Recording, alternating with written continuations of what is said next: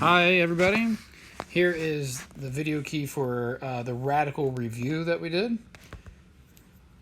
So let's start with number 1. We have the square root of 20. So we're trying to find perfect square factors of 20. So hopefully you can figure out that 20 is equal to the square root of 5 times 4. And then we know what the square root of 4 is, so we can square root that. And the 5 has to stay under the radical. So this highlighted number turned into that number right there when we took the square root of 4. But the 5 we didn't square root, so it stays under the square root. And so the final answer is 2 times radical 5, or sometimes we just say 2 radical 5. That's how we typically would say that. Number 2, so this is square root of 9 times 3. So again, we're looking for perfect square factors. So we can do the square root of 9 and get 3. And the other 3 has to stay under the radical. So again, this became that because I was able to square root the 9. Okay. Now the only factors of 15 are 1 and 15 or 5 and 3. So we can try 5 and 3.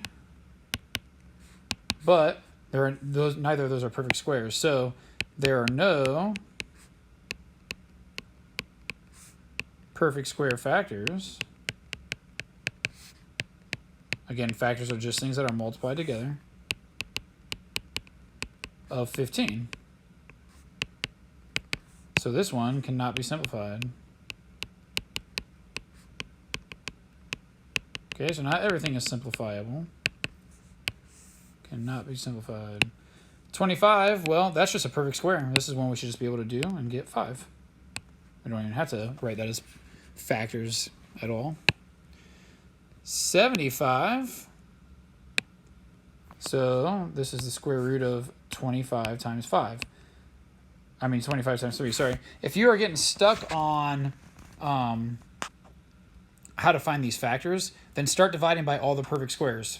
You don't have to divide by 1 because that's just going to give you the same number you started with. But 4, 9, 16, 25, 36, 49, all those numbers are perfect squares. And if one of those isn't a factor, then there's nothing we can do. So we just check those numbers. Okay, and we made a list of those in class. So in any case here, the square root of 25 is 5, and the 3 has to stay under the radical. So once again, I took this number and turned it into that. Okay, up here to number 6, we have the square root of 98. So this one is 49 times 2. And then the square root of 49 we know to be 7, so we get 7 radical 2. Once again, this number turned into that number. Okay, if you didn't square root a number, then keep it under the radical. 90, square root of 90. So the fastest way here is to make it 9 times 10. You could do 45 times 2, but neither of those are perfect squares. You could do 30 times 3, but neither of those are perfect squares. So remember, look for that perfect square factor. And then the square root of 9 is 3, and the 10 has to stay under the radical. You should always make sure that this number under the radical, so in this case the 10, doesn't have any of its own perfect square factors.